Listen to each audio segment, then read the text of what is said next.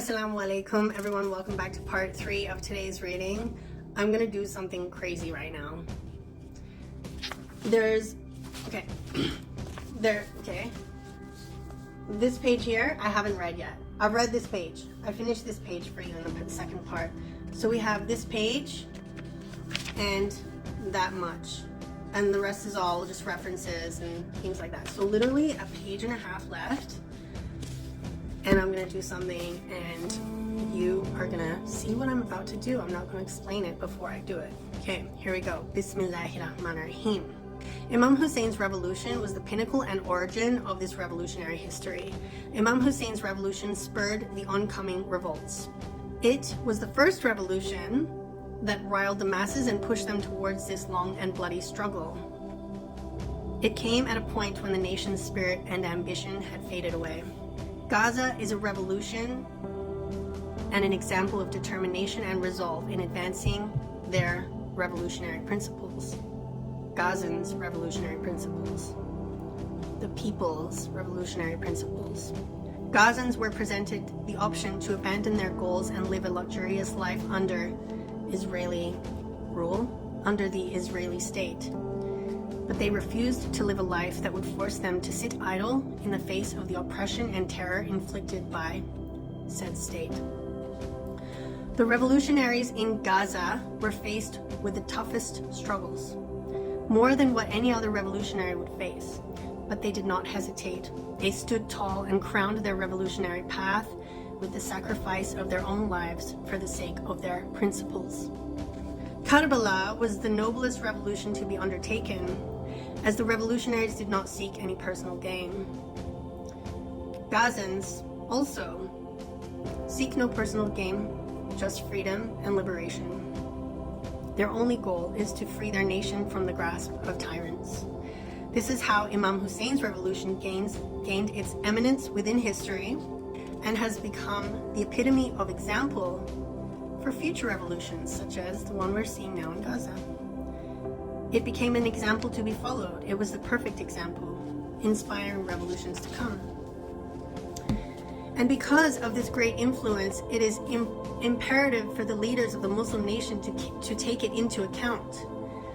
They must study it with seriousness and explain its role in shaping the past, the present, and the future.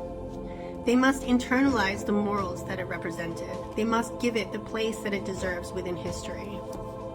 Current day technology affords us unfathomable opportunities in which we can benefit from this history to advance our communities, as well as, of course, to live stream and share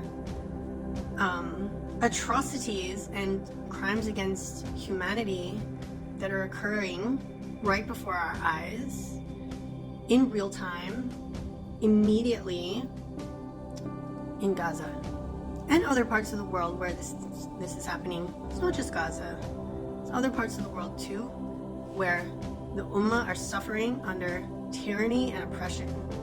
I can think of a place in China where that is happening, where our Muslim brothers in, I cannot pronounce the word of the name of that province in China, where our Muslim brothers and sisters are living under tyranny and oppression. They're being detained, families are being ripped apart, children are being thrown into detention centers without their parents, and while their parents are also being thrown into separate detention centers where they're tortured, beaten. They are denied the ability to practice their religion. They're not allowed to speak about their religion. If they do, they get beaten. We don't hear too much about what's going on there because they're being cracked down upon pretty hard, and the detainees in the detention centers, of course, have had any technology confiscated, so they can't really share what's going on. But of course we hear it, information gets leaked, and we know what's going on. The world's not stupid. We have the opportunity to showcase this illustrious example. We have the opportunity to base our advancement on the high morals of this revolution. And that's the end of the book.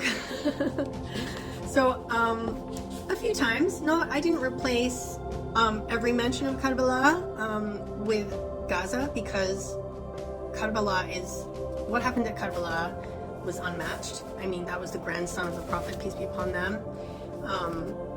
So it's unmatched. There's no day like Ashura. No, there's nothing that compares to it. But in terms of magnitude, of course, Gaza is much more of a massive tragedy. Many more lives are being tragically lost, and it's terrible. It's terrible. But again, you can't help thinking of the tragedy that happened in Karbala to Imam Hussain and his companions and family members when you see what's going on in Gaza. You can't help think about it. I mean, that is our ummah. That is Shia or Sunni, it doesn't matter, we're all Muslim. Those are our brothers and our sisters who are being slaughtered every single day right before our eyes, and we're helpless to do anything about it. I feel helpless anyways. I mean, we do what we can. We spread awareness. We protest. We donate. We fundraise. We petition. We write letters to our governors and our chancellors and our council members. But what has that done? It hasn't done anything. And Palestinians themselves have for years tried everything it could possibly try. And has that worked? No. What's left? Armed resistance. That's the only thing left. And may Allah grant them victory, inshallah. I pray for them every day. Free Palestine, and may they have Imam Hussain alayhi salam in their hearts and remember him, and may his memory give them strength to get through this, inshallah, until the end, until victory, inshallah. May Allah bless you.